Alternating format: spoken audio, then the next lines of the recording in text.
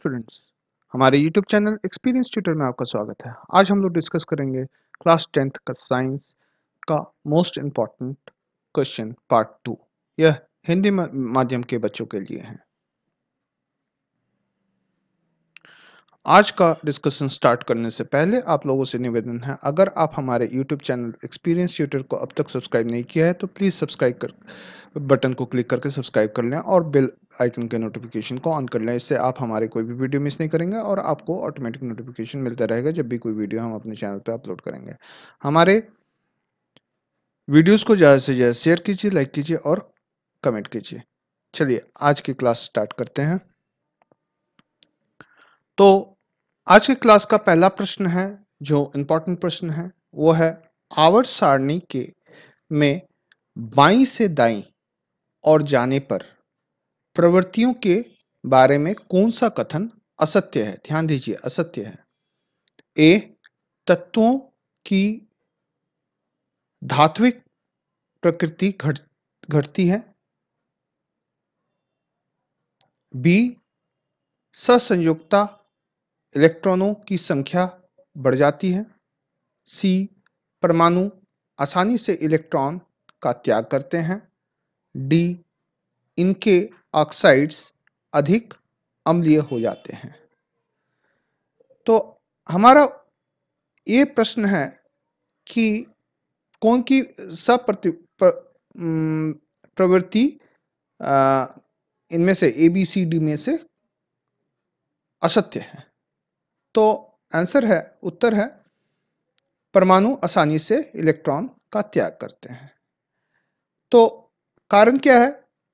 आधुनिक आवर्त सारणी में बाएं से दाएं और जाने से क्या होता है? तत्वों की परमाणु की बाहरी कक्षा में इलेक्ट्रॉन की संख्या और केंद्रक में प्रोटॉन की संख्या बढ़ती जाती है।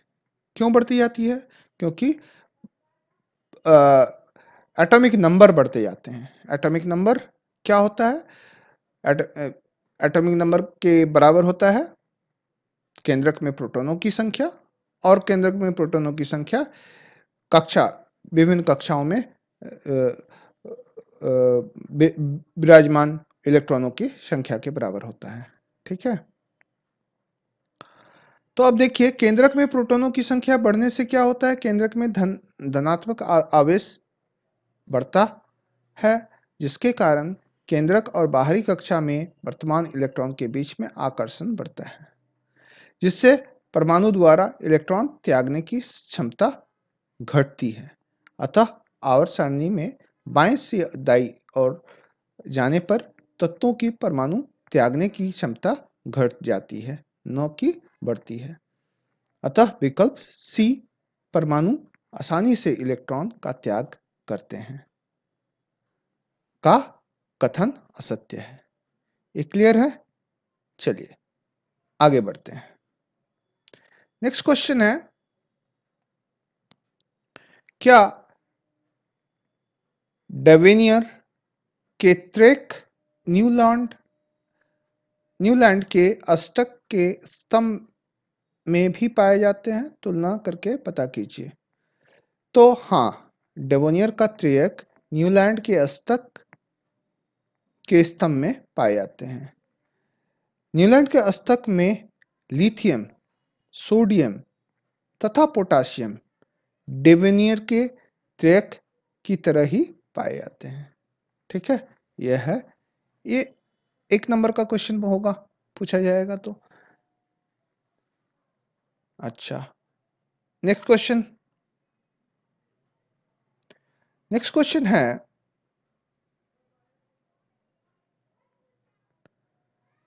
दिए गए hydrocarbon C2H6, C3H8, C3H8, H6, C2H2 तथा CH4 में किसमें संकलन अभिक्रिया होती है? तो सबसे पहले यह समझना पड़ेगा कि संकलन अभिक्रिया किसे कहते हैं। तो असंतृप्त हाइड्रोकार्बन में हाइड्रोजन जोड़कर संतृप्त हाइड्रोकार्बन में बदलने की प्रक्रिया को संकलन अभिक्रिया कहते हैं। अब समझिए, असंतृप्त हाइड्रोकार्बन किसको कहते हैं? असंतृप्त हाइड्रोकार्बन मतलब कि ऐसे हाइड्रोकार्बन जिसमें डबल या ट्रिपल बॉन्ड होते हैं। जैसे ये लीजिए, ये एक हाइड्रोकार्बन है जिसका नाम इथिलीन या इथीन भी कहते हैं। ये एक असंतृप्त हाइड्रोकार्बन है। क्यों? क्योंकि यहाँ पे कार्बन कार्बन एटम के बीच में डबल बॉन्ड होते हैं, दो बॉन्ड होते हैं। अच्छा, दूसरा एक एग्जांपल लीजिए, यह इसका नाम है एसिटिलीन। ठीक है, अब यह भी एक असंतृप्त हाइड्रोकार्बन है। क्यों? यहाँ पे कार्बन कार्बन के बीच में ट्रिपल बॉन्ड होते हैं। ठीक है, तो संकलन अभिक्रिया क्या है? यहाँ पे यदि हम हाइड्रोजन, अब मान लीजिए ये है,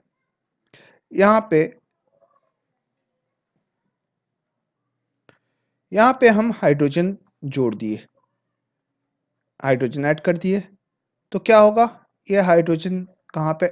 इस डबल बॉन्ड पे अटैक करेगा और क्या हो जाएगा? कार्बन कार्बन ये ये डबल बॉन्ड सिंगल में बदल जाएगा और दो बॉन्ड ऐसे खुल जाएंगे। ठीक है, यहाँ पे ये दो हाइड्रोजन जो है यहाँ पे जुड़ जाएगा। तो यहाँ पे हाइड्रोजन की जुड़ जाने से ये असंतृप्त हाइड्रोकार्बन संतृप्त हाइड्रोकार्बन में, अब देखिए यहाँ पे कार्बन कार्बन का सिंगल बॉन्ड हो गया, संतृप्त हाइड्रोकार्बन में ये बदल जाता है। इसी अभिक्रिया को क्या कहते हैं? संकलन अभिक्रिया कहते हैं। अब चलिए नोट्स में को पढ़ते हैं। असंतृप्त हाइड्रोकार्बन में हाइड्रोजन जोड़कर संतृप्त हाइड्रोकार्बन में बदलने की प्रक्रिया को संकलन अभिक्रिया कहते हैं। दिए गए हाइड्रोकार्बन में केवल C3H6 प्रोपीन और C2H2 एथिलीन या इसको एसिटिलीन भी कहते हैं ही असंतृप्त हाइड्रोकार्बन है। तो इनमें से सिर्फ दो असंतृप्त हाइड्रोकार्बन हैं। अतः ये दोनों अर्थात C3H6 प्रोपीन और C2H2 इथिलीन में ही संकलन अभिक्रिया होती है। क्लियर है?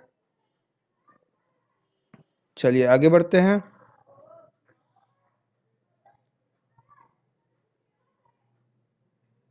नेक्स्ट है समजातीय श्रेणी क्या है? उदाहरण के साथ समझाइए। तो यौगिकों की ऐसी श्रृंखला जिसमें कार्बन श्रृंखला में स्थित हाइड्रोजन को एक ही प्रकार का प्रयात्मक समूह प्रस्थापित करता है, जो समजातीय श्रेणी, जिसको इंग्लिश में होमोलोगस सीरीज भी कहते हैं। ठीक है, एक समजातीय श्रेणी मतलब होमोलोगस सीरीज के सभी सदस्यों का रासायनिक गुण समान होता है। उदाहरण, methane CH4, C2H6 ethane, C2H8 propane, C4H10 butane एक समजातीय श्रेणी होमोलोगस सीरीज बनाते हैं। ठीक है, और याद रखिए एक CnH2n+2 इसका जनरल फॉर्मूला होता है। अब n के बदले यहाँ पे n के बदले आप n = 1 बैठा दीजिए, तो ये क्या हो जाएगा? C1, यहाँ पे 1 बैठाना है, जहाँ देखिए n 1 बैठा दीजिए, C1H2+2 दैट इज 4, तो C4, तो C1 को नहीं लिखते हैं, 1 नहीं लिखते हैं, तो CH4, तो इसके ये क्या बन गया? मीथेन बन गया। ये देखिए CH4। ठीक है, अब n = 2 लिखिए, तो ये क्या बन जाएगा? C2, यहाँ पे C2H2 × 2 4 + 2 6। ये इस श्रेणी का दूसरा यौगिक बन गया। फिर n इजकल टू 3 लिखिए, तो यहाँ पे C3, यहाँ पे 2 into 3 6 plus 2 8। n is equal to 4 लिखिए, n इजकल टू 3 लिखिए, n इजकल टू 4 लिखिए यहाँ पे, तो C4 2 4 जा 8 प्लस 2 10, C4 H10। इस तरह से ये C4H10 ये बन गया, ब्यूटेन बन गया। ठीक है, एक समजातीय श्रेणी होमोलोगस सीरीज बनाते हैं। करेक्ट है। चलिए और एक उदाहरण ले लीजिए, ये है CH3OH C2H5OH C, यहाँ पे 3 छूट गया है, CH5OH नहीं, इसको छोड़ दीजिए, हाँ बस C2H5OH ऐसा रखिए। तो ये हो जाएगा एक समजातीय श्रेणी, होमोलोगस सीरीज बनाते हैं। ये समजातीय श्रेणी के सदस्य को अल्कोहल कहते हैं। अल्कोहल की तो इसका भी एक जनरल फॉर्मूला होता है। इसका जनरल फॉर्मूला क्या होता है? CnH2n-1 और यहाँ पे OH लगा रहेगा। ठीक है, अब n इजगल टू 1 बैठाइए, क्या हो जाएगा? n इजगल टू 1, तो यहाँ C हो जाएगा H2 इंटू 1, यहाँ पे प्लस 1 होगा, हाँ 2 इंटू 1 2 प्लस 1 3, तो CH3OH। n इजगल टू 2 कीजिए, C2 2H5OH। ठीक है, तो ये पहला सदस्य, इसका नाम क्या हो गया? Methyl alcohol. इसका नाम क्या हो गया? Ethyl alcohol. मिथाइल अल्कोहल कैसे आया? मीथेन से आया मिथाइल अल्कोहल, इथेन से आया इथाइल अल्कोहल, इस तरह प्रोपेन से आएगा प्रोपाइल अल्कोहल, ब्यूटेन से आएगा ब्यूटाइल अल्कोहल। इस तरह से यह भी एक सबजातीय श्रेणी का उदाहरण है। चलिए आगे बढ़ते हैं। तो नेक्स्ट प्रश्न है, क्या आप डिटर्जेंट का उपयोग कर बता सकते हैं कि कोई जल कठोर है अथवा नहीं? तो इसका आंसर यह है, डिटर्जेंट का उपयोग कर यह नहीं बताया जा सकता है कि कोई जल कठोर है अथवा नहीं, क्योंकि डिटर्जेंट कठोर जल, जिसको हार्ड वाटर कहते हैं इंग्लिश में, के साथ भी झाग बनाता देता है। ठीक है, तो इसका आंसर ये हो गया। नेक्स्ट प्रश्न है, CO2 सूत्र वाले कार्बन डाइऑक्साइड की इलेक्ट्रॉन बिंदु संरचना क्या होगी? तो ये डिटेल्स में हमने समझाया है, देखिए अच्छा से। CO2 सूत्र वाले कार्बन डाइऑक्साइड की इलेक्ट्रॉनिक बिंदु संरचना, पहला, कार्बन का परमाणु संख्या कितना होता है? एटॉमिक नंबर 6 होता है। कार्बन का इलेक्ट्रॉनिक विन्यास कितना होगा? 2 4। के सेल में 2 होंगे, एल सेल में, के सेल में 2 इलेक्ट्रॉन, एल सेल में 4 इलेक्ट्रॉन। तो बाहरी सेल में, वो एल सेल में कितने इलेक्ट्रॉन? 4 इलेक्ट्रॉन। तो कार्बन की संयोजी इलेक्ट्रॉन की संख्या, दैट इज वैलेंसी इलेक्ट्रॉन की संख्या कितनी हो गई? 4। ऑक्सीजन का परमाणु संख्या कितना? 8। ऑक्सीजन का इलेक्ट्रॉनिक विन्यास 2 और 6। ठीक है, तो उस हिसाब से ऑक्सीजन का वैलेंस संयोजी या वैलेंस इलेक्ट्रॉन की संख्या कितना हो गया? 6। तो अब देखिए, यहाँ पे ये ऑक्सीजन है, यहाँ पे ऑक्सीजन है, बीच में कार्बन है। ऑक्सीजन में 6 वैलेंस इलेक्ट्रॉन है, संयोजी इलेक्ट्रॉन है, कार्बन में 4 हैं, और इनका ये इस तरह से बॉन्ड बनता है, ये डबल बॉन्ड बनाता है। यहाँ पे एक बॉन्ड ये बनाता है, और यहाँ पे उसी तरह यहाँ पे ये एक डबल बॉन्ड बनाता है, तो CO2 हो गया। ठीक है, अब कार्बन के बाहरी कक्षा में 4 इलेक्ट्रॉन हैं, अतः इसका अष्टक पूरा होने में 8 इलेक्ट्रॉन चाहिए। तो कार्बन सब कोई अपना अष्टक पूरा करना चाहेगा, तो कार्बन के बाहरी कक्षा में 4 इलेक्ट्रॉन है, तो इसे और 4 इलेक्ट्रॉन चाहिए अपना अष्टक पूरा करने के लिए। तो वो क्या करता है, साझा करता है किसके साथ, दोनों ऑक्सीजन के साथ, और साझा करके कार्बन अपना अष्टक पूरा कर लेता है। ऑक्सीजन की बाहरी कक्षा में 6 इलेक्ट्रॉन है, तो उसे 2 इलेक्ट्रॉन चाहिए अष्टक पूरा करने के लिए, वो साझा करता है। दोनों ऑक्सीजन कार्बन से साझा करते हैं और अपना अपना अष्टक अष्टक पूरा करते हैं। ठीक है, तो इस तरह से कार्बन और ऑक्सीजन में 2-2 इलेक्ट्रॉनों की साझेदारी होती है। चूंकि यह कार्बन तथा ऑक्सीजन के बीच 2-2 इलेक्ट्रॉन की साझेदारी होती है, अर्थात कार्बन तथा ऑक्सीजन के बीच में 2 जोड़े इलेक्ट्रॉन की साझेदारी होती है, अतः दोहरा आबंध डबल बॉन्ड बनता है। ठीक है, चलिए आगे बढ़ते हैं।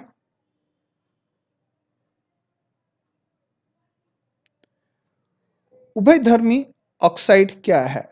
2 उभयधर्मी ऑक्साइडों का उदाहरण दीजिए। वैसे ऑक्साइड जो अम्ल के साथ क्षारक की तरह तथा क्षारक के साथ अम्ल की तरह व्यवहार करता है, उसे उभयधर्मी या एम्फोटेरिक ऑक्साइड कहलाता है। उदाहरण, एल्युमिनियम ऑक्साइड तथा जिंक ऑक्साइड। एल्युमिनियम ऑक्साइड का हाइड्रोक्लोरिक अम्ल के साथ प्रतिक्रिया, जब एल्युमिनियम ऑक्साइड हाइड्रोक्लोरिक अम्ल के साथ प्रतिक्रिया करता है तो एल्युमिनियम क्लोराइड बनाता है। जब एल्युमिनियम ऑक्साइड हाइड्रोक्लोरिक अम्ल के साथ प्रतिक्रिया करता है तो एल्युमिनियम क्लोराइड तथा जल बनाता है। इस अभिक्रिया में एल्युमिनियम ऑक्साइड क्षारक की तरह व्यवहार करता है, जैसे Al2O3, 6HCl, 2AlCl3, 3H2O। ठीक है, एल्युमिनियम ऑक्साइड हाइड्रोक्लोरिक अम्ल और एल्युमिनियम क्लोराइड बनाता है और जल बनाता है। अब एल्युमिनियम ऑक्साइड का तो ये देखिए अम्ल के साथ ये अभिक्रिया करता है, तो क्या बनाता है, एल्युमिनियम क्लोराइड और जल बनाता है। और अब हम क्षारक के साथ अभिक्रिया देखेंगे। तो एल्युमिनियम ऑक्साइड का सोडियम हाइड्रोक्साइड के साथ अभिक्रिया, जब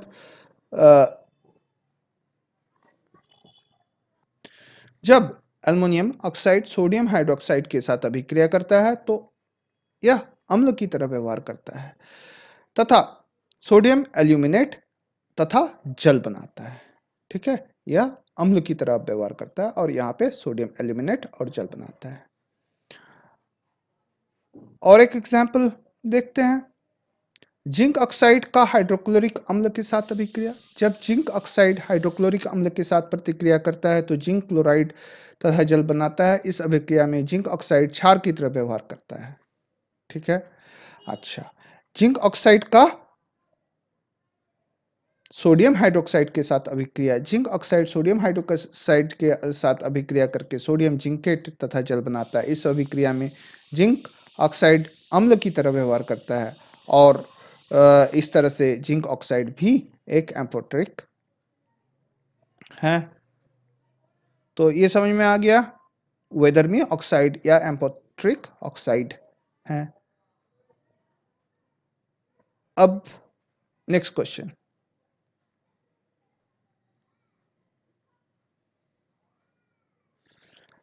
आवर्त सारणी के समूह 2 के तत्व का एक सल्फेट श्वेत और मुलायम पदार्थ है जिसको जल में गूंथ-गूंथ कर विभिन्न प्रकार के आकृतियों में ढाला जा सकता है। जब यौगिक को कुछ समय तक के लिए खुला छोड़ते हैं तो यह ठोस द्रव्यमान बन जाता है तथा सांचे में डालने योग्य नहीं रहता है। सल्फेट लवण को पहचानिए तथा यह इस प्रकार की व्यवहार क्यों प्रदर्शित करता है, संबंधित अभिक्रिया दीजिए। तो आवर्त सारणी के समूह 2 के तत्व कैल्शियम सल्फेट हैं। कैल्शियम सल्फेट का सामान्य नाम प्लास्टर ऑफ पेरिस है। इसका रासायनिक सूत्र CaSO4 हाफ H2O है। प्लास्टर ऑफ पेरिस एक श्वेत एवं मुलायम पदार्थ है जिसको जल में गूंथ कर विभिन्न प्रकार की आकृतियों में ढाला जा सकता है। जब प्लास्टर ऑफ पेरिस को खुला में छोड़ दिया जाता है तो हवा में नमी के रूप में वर्तमान जल को अवशोषित कर ठोस द्रव्यमान में बदल जाता है जिसे जिप्सम कहा जाता है। प्लास्टर ऑफ पेरिस के जिप्सम में बदल जाने के बाद यह सांचे में ढालने योग्य नहीं रहता है क्योंकि वो बहुत कठोर हो जाता है। देखिए ये अभिक्रिया देखिए, ये प्लास्टर ऑफ पेरिस है CaSO4 हाफ H2O और ये 1/2 H2O के साथ रिएक्ट करके क्या बनाता है, जिप्सम बनाता है जो कि काफी कठोर पदार्थ है। हाँ, CaSO4 2H2O बनाता है। अतः दिए गए सल्फेट लवण कैल्शियम सल्फेट हेमीहाइड्रेट जिसे प्लास्टर ऑफ पेरिस कहते हैं, कैरेज वो है। ठीक है, कैल्शियम सल्फेट हेमीहाइड्रेट याद रखिएगा, वही है प्लास्टर ऑफ पेरिस। चलिए next question. Plaster of Paris को आर्द्र रोधी बर्तन में क्यों रखा जाना चाहिए, इसकी व्याख्या कीजिए। जब प्लास्टर ऑफ पेरिस हवा के संपर्क में आता है तो हवा में नमी के रूप में वर्तमान जल से अभिक्रिया कर जिप्सम जो कि कठोर होता है में बदल जाता है। तो CaSO4 half H2O plus half 1.5 H2O ये देता है हमें CaSO4 2H2O। अतः प्लास्टर ऑफ पेरिस को ठोस रूप में जमने से बचाने के लिए इसे आर्द्ररोधी बर्तन में रखा जाता है जिससे आर्द्रता उसको न मिले। चलिए आगे बढ़ते हैं। नेक्स्ट इंपॉर्टेंट प्रश्न है, कोई विलयन अंडे के पीसे कवच से अभिक्रिया कर एक गैस उत्पन्न करता है जो चूने के पानी को दूधिया कर देता है। इस विलयन में क्या होगा? A NaCl, B HCl, C LiCl और D KCl। तो आपका उत्तर होगा B HCl। अब इसका व्याख्या देखते हैं। अंडे का कवच में क्या होता है, हमारा किस चीज से बना होता है, कैल्शियम कार्बोनेट से बना होता है। उसका फॉर्मूला क्या है कैल्शियम कार्बोनेट का, CaCO3। ठीक है, जब कैल्शियम कार्बोनेट हाइड्रोक्लोरिक अम्ल के साथ प्रतिक्रिया करती है तो कैल्शियम क्लोराइड और कार्बन डाइऑक्साइड बनाता है। ठीक है, तो एक जब कार्बन डाइऑक्साइड गैस को चूने के पानी के पास रखा जाता है तो यह चूने के पानी को दूधिया कर देता है। तो अब ये प्रतिक्रिया भी देख लीजिए, कैल्शियम कार्बोनेट जो अंडे के छिलके में पाया जाता है प्लस HCl, ये क्या बनाएगा, कैल्शियम क्लोराइड और कार्बन डाइऑक्साइड। अब इसको बैलेंस भी कर लीजिए तो ये हो जाएगा, और कार्बन कैल्शियम क्लोराइड तथा कार्बन डाइऑक्साइड भी बनाएगा। अच्छा, तो यहाँ पे एक H2O भी आएगा। ठीक है, तो अब CO2 कैल्शियम कार्बोनेट ये बैलेंस हो गया, चेक कर लीजिए। तो ये एक संतुलित अभिक्रिया समीकरण हो गया इसका। ठीक है, चलिए आगे बढ़ते हैं। जब सोडियम हाइड्रोक्साइड विलयन में अधिक के क्षार मिलाते हैं तो हाइड्रोक्साइड आयन की सांद्रता कैसे प्रभावित होती है? क्षारक विलयन हाइड्रोक्साइड आयन OH मुक्त करता है। ठीक है, तो क्षार हमेशा OH आयन मुक्त करेगा। चूंकि सोडियम हाइड्रोक्साइड एक क्षार है, अतः सोडियम हाइड्रोक्साइड के विलयन में हाइड्रोक्साइड आयन OH आयन मुक्त अवस्था में वर्तमान रहता है। जब इसमें उसमें क्षारक अधिक्य में मिलता है तो हाइड्रोक्साइड आयन की सांद्रता बढ़ जाती है, तो इसकी सांद्रता बढ़ जाएगी, याद रखिए। ठीक है, चलिए आगे बढ़ते हैं।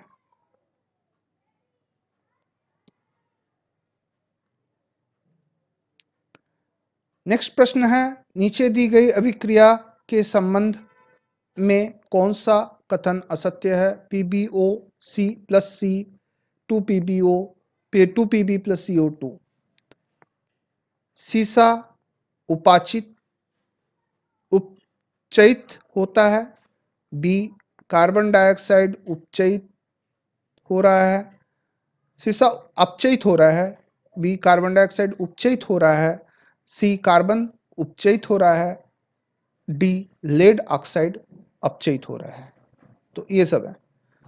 ठीक है, तो इसको देखते हैं।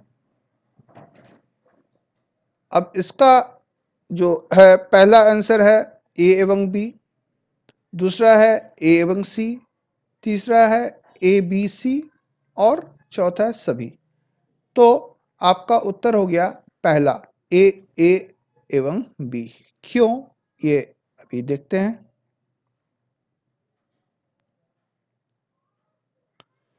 तो रासायनिक अभिक्रिया के क्रम में वैसे आयन अणु या परमाणु जिनके द्वारा ऑक्सीजन ग्रहण किए जाते हैं का उपचयन ऑक्सीडेशन तथा ऑक्सीजन का ह्रास होता है, अर्थात ऑक्सीजन हटता है, तो उनका अपचयन रिडक्शन होता है।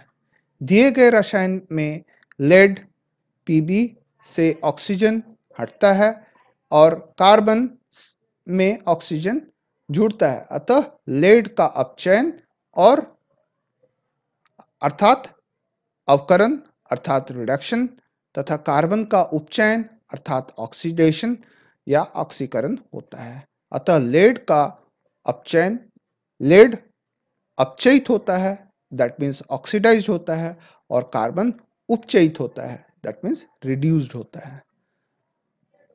चलिए आगे बढ़ते हैं।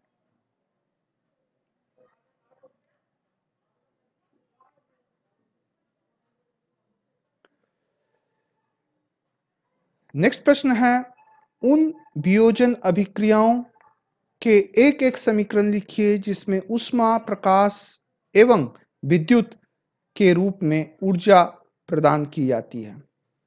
ऊष्मा द्वारा ऊर्जा प्रदान की जाने वाली अभिक्रिया है जब चूना पत्थर कैल्शियम कार्बोनेट या लाइमस्टोन को गर्म किया जाता है तो वो विघटित होकर कैल्शियम ऑक्साइड और कार्बन डाइऑक्साइड देता है। इसे विघटन इसमें विघटन के लिए ऊष्मा के रूप में ऊर्जा प्रदान की जाती है। इसका समीकरण हो गया CaCO3 गर्म ऊष्मा गर्म या ऊष्मा प्रदान करते हैं तो वो क्या बना देता है CaO और कार्बन डाइऑक्साइड। CaO को कैल्शियम ऑक्साइड कहते हैं और CO2 को कार्बन डाइऑक्साइड कहते हैं। ये एक एग्जाम्पल हो गया ऊष्मा द्वारा विघटन। अब दूसरा है प्रकाश के ऊर्जा में प्रकाश के रूप में ऊर्जा प्रदान की जाने वाली अभिक्रिया।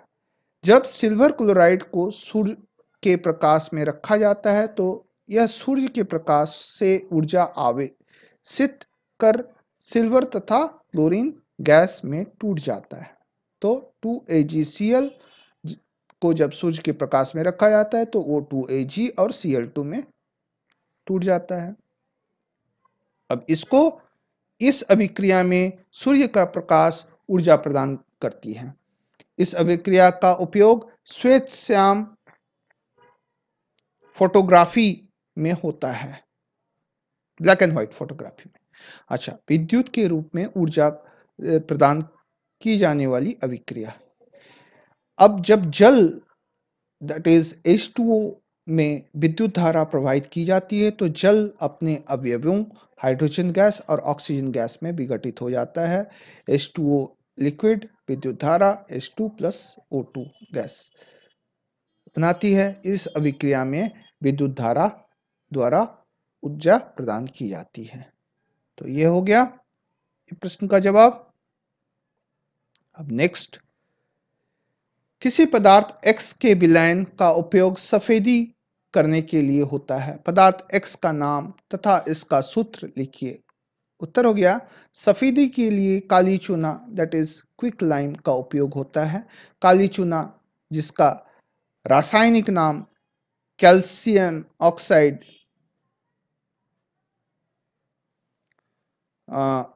कैल्शियम, ये मो आएगा, हाँ, कैल्शियम ऑक्साइड तथा सूत्र CaO है। पदार्थ X का नाम काली चूना अथवा कैल्शियम ऑक्साइड CaO है। ठीक है। ऊपर एक के लिखे पदार्थ X का जल के साथ अभिक्रिया, तो इसका जल के साथ अभिक्रिया देख लेते हैं।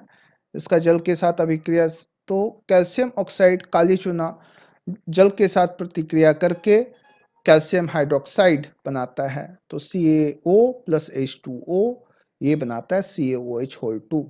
ठीक है। अच्छा, S बगल में जो CaO के बगल में S लिखा हुआ है इसका मतलब सॉलिड, H2O के बगल में L लिखा हुआ मतलब लिक्विड, और CaOH होल 2 के बगल में AQ लिखा हुआ है इसका मतलब एक्वस। कैल्शियम हाइड्रोक्साइड को बुझा हुआ चूना या स्लेक्ट लाइम भी कहा जाता है। तो ये आपका मोस्ट इंपॉर्टेंट क्वेश्चंस का पार्ट खत्म हो गया। जल्दी हम सेकंड पार्ट लेके हाजिर होंगे आपके पास। आशा करते हैं कि आपको आज का वीडियो अच्छा लगा होगा।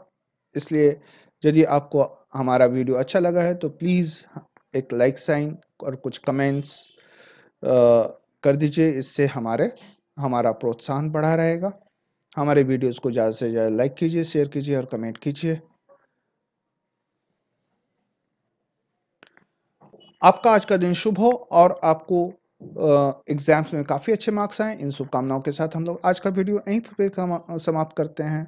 जल्द ही मुलाकात होगी कुछ नए प्रश्न और उनके उत्तर के साथ। तब तक के लिए हमें आज्ञा दीजिए।